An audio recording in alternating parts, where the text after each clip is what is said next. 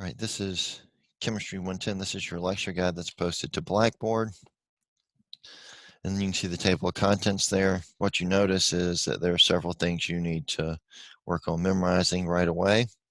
We'll go through that quickly. Here's your list of elements. You need to know those. Most are 1 to 2 letters of the English name of the element. Like Al is aluminum, He is helium, H is hydrogen, so on and so forth. You have some like antimony there, or iron here, where you can see the Latin symbols, and those you might want to pay particular attention to. Unit conversions, we're going to work with those almost right away. There's English to English, metric to metric, English to metric, and you want to focus on doing all three of those. But for now, we'll work on the conversions. And you can see the metrics multipliers and the metric prefixes. You'll want to work on those. We won't get to it until chapter 2, but you can see that there's a list of ions you're going to need to start learning. Give you as much time as you can to do the memorization, because the first test is memorization heavy. So you want to work with all of those. Your lecture guide does also include a periodic chart that you can use for your reference. So we'll start with the introduction to chapter 1. Chemistry is a science that describes matters, its properties, the changes it undergoes, and the energy changes that accompany those processes. Matter is anything that has mass and occupies space, and energy is the capacity to do work or transfer heat.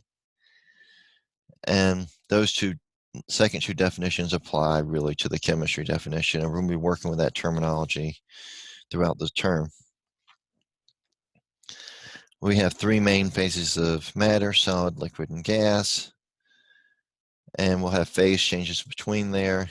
If the solid becomes a liquid, then we call that melting. If the liquid becomes a solid, we call that freezing. If the liquid goes to a gas, we call that boiling. And if the gas becomes a liquid, we call that condensation.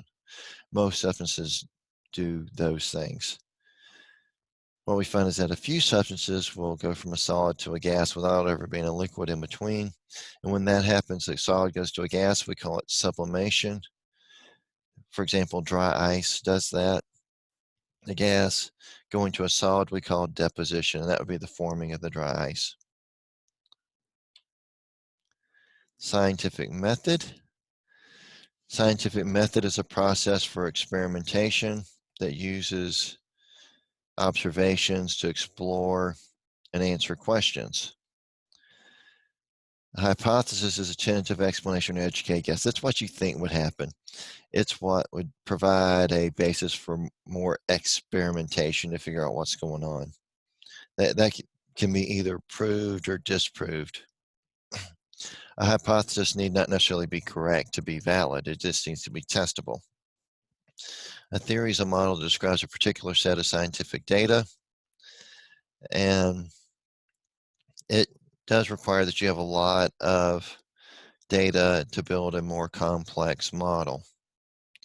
The theory is not the way you use it in everyday language. It has to have a significant amount of evidence supporting it. A scientific law is a general statement based on the observed behavior to which there are no exceptions. If you say it's like this except when this happens, then it's not a law. If you say, well, that theory should be a law, okay, where are my simple statements?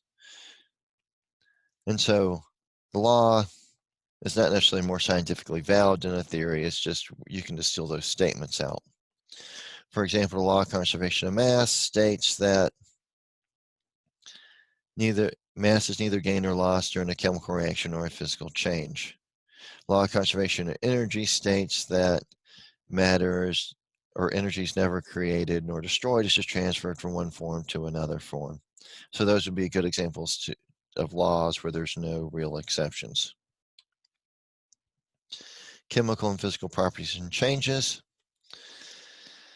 Physical properties are readily observable without altering the chemical composition of the substance.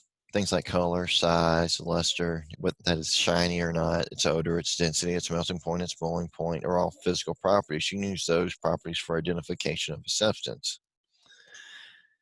Chemical properties are only observable by a chemical reaction, like flammability. I can say gasoline is flammable, but unless I actually burn it, you can't really tell that. The result is no longer gasoline. That gasoline becomes carbon dioxide and water vapor in the atmosphere. So I don't have gasoline anymore. The only way to prove it is to burn the gasoline. Physical changes are those changes that do not result in a change of chemical composition. It doesn't produce a new substance. Things like phase changes, melting or boiling, or dissolving one substance into another substance, or ripping a piece of paper. They all change the physical form without changing the chemical composition. Chemical changes are your chemical reactions, like burning or rusting metal or digesting your food. All of those are chemical changes. Now, properties, whether they're physical or chemical, can be intensive or extensive. Extensive properties depend on the amount of material. For example, if I burn more wood, there's a difference between a campfire and a bonfire if I'm burning the same wood. Intensive properties are independent of the material involved. Properties like melting point and boiling point and density and color are intensive, but even physical properties like mass and volume are extensive. And so we move on to elements, compounds, and mixtures. A pure substance is a substance in which all the particles within the substance have the same properties, that you have a consistent composition. Pure substances fall into two properties: elements, which are the substances on the periodic chart, and compounds. Elements cannot be decomposed into simpler substances via chemical reactions. In short, if it's not on the periodic chart, it's not an element. You say, well, I can split the atom. Where an atom is the smallest particle of that element, it has a stable independent existence. Okay, you can split the atom, but it's not an atom of that element anymore. It's either smaller elements or subatomic particles or something. And so we're not really talking about nuclear types of things right now. Compounds are substances that are composed of two or more elements in a definite ratio by mass. A molecule is a chemical combination of two or more atoms. That's the smallest particle of the compound. Things like H2O is water. Things like that. That's a molecule of a compound. A mixture is a combination of two or more substances in which one of the components is where they don't necessarily react with one another.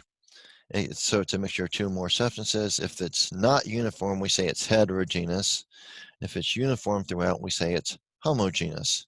And so let's look at a couple of examples of that. For example, if we look at salt water and we decide whether it's homogeneous mixture, heterogeneous mixture, or a pure substance.